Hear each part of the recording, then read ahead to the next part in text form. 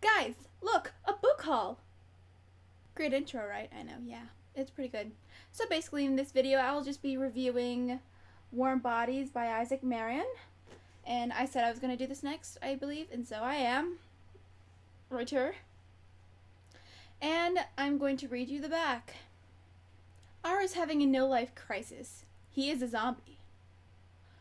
He has no memories, no identity, and no pulse, but he is a little different from his fellow dead. He may occasionally eat people, but he'd rather be riding abandoned airport escalators, listening to Sin Ertra, I can't say that, in the cozy 747 he calls home, or collecting souvenirs from the ruins of civilization. And then he meets a girl. First his captive, then his reluctant house guest. Julie is a blast of living color in R's gray landscape, and something inside him begins to bloom. He doesn't want to eat this girl, although she looks delicious. He wants to protect her, but their unlikely bond will cause ripples they can't imagine, and their hopeless world won't change without a fight. Ooh, it sounds like a regular teen romance, right? The cheesy, sappy kind about vampires, in this case zombies? No, it's not.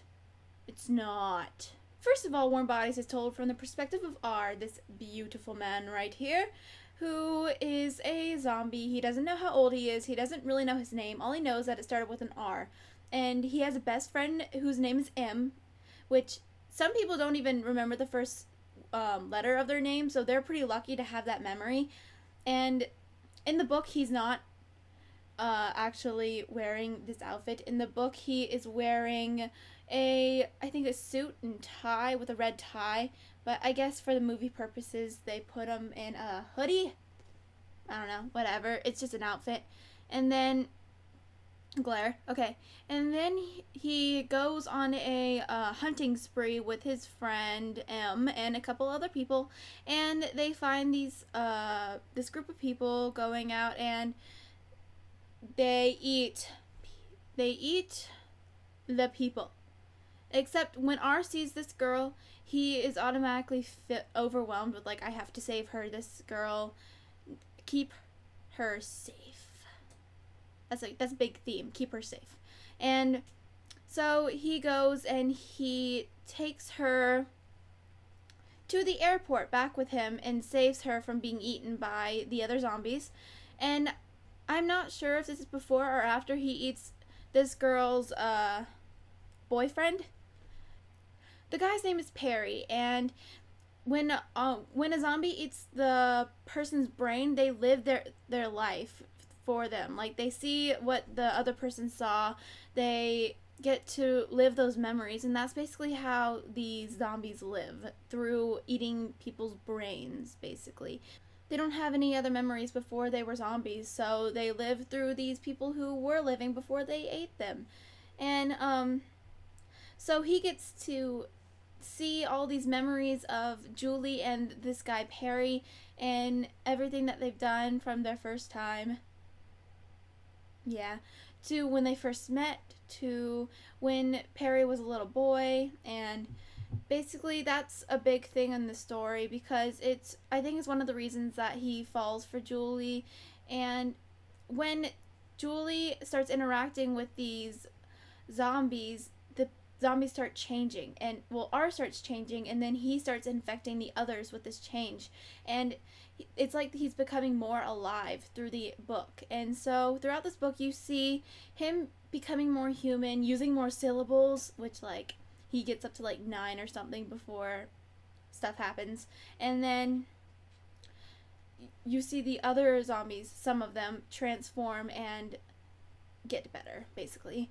And throughout this book, the antagonists, I think, would be the Bonies, and I'm not sure if you can call Julie's dad an antagonist, but that's kind of, I guess, an antagonist role, but I don't really know. But basically, yeah, the protagonist is obviously R right there. And I would recommend this book to everybody because it is such a good book, and I think you could read this book if you are my age, 16-year-old girl in high school, or you could read this if you were a guy, like a 24-year-old guy. I mean, this guy, I'm not sure how old he is, but he's a dude.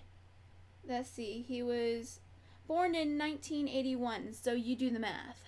But this book is kind of rated R, which I'm not sure what they're going to do for the movie, because as most of you guys will know, if you're watching this, that they're turning it into a movie, and this is obviously the movie cover with their names, I forget, but it's them.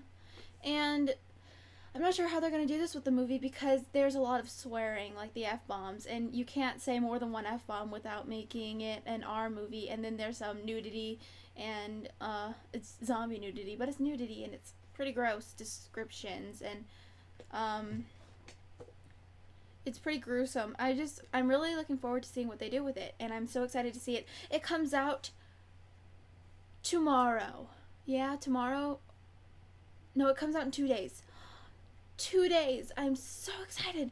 I won't be able to watch it right when it comes out, but I'm going to get to the theater as quickly as I can and watch it because I need to see it in the movie form. I hope they don't disappoint me. They disappointed me with, not really disappointed me with the Hunger Games, but there were some changes that I didn't like in the Hunger Games, but it wasn't as bad as the Harry Potter fans and Percy Jackson and, you know, all those other book things. So Hunger Games did pretty good, but that's off topic. We're talking about warm bodies. And so some of the characters include R, Julie, then Julie's friend Grace or something. I don't remember her name, but she'll have a bit of a role. And then M, and I guess you can call R's wife part of the role, and his kids, and just people in general. And Perry is the main character, obviously, because he, even though he's not alive during most of this book, except for the couple 20 pages or something, he's still a really big part of the story, and he's with R throughout everything, and Perry ends up talking to R and being with him in the other side, wherever that is. And did you know that they're coming out with a second book? I thought it was over, but it's not, because since it was so popular, he's making it into a second book. I'm not sure whether to be really happy or really sad about that, because I hope he doesn't drag things out. I mean, there are some things that I want to have more explained. It was very vague in the ending, and I was like, but I need more information. You can't just leave me with this what if. You have to give it to me. So that's what the second book is obviously going to be doing, but I hope they don't drag it out, and I hope they don't make it like forced, basically, because you know those books that are just kind of forced, and you know really they weren't planning on doing it, and they weren't expecting to drag it out longer, and they're like, oh, I have to write another book since it's so popular, so they just force something out of their butt. The Hunger Games trilogy, that was meant to be one book, I think, but she put it out into 3. But I don't think it was forced. I liked it a lot, even though a lot of people will disagree with me.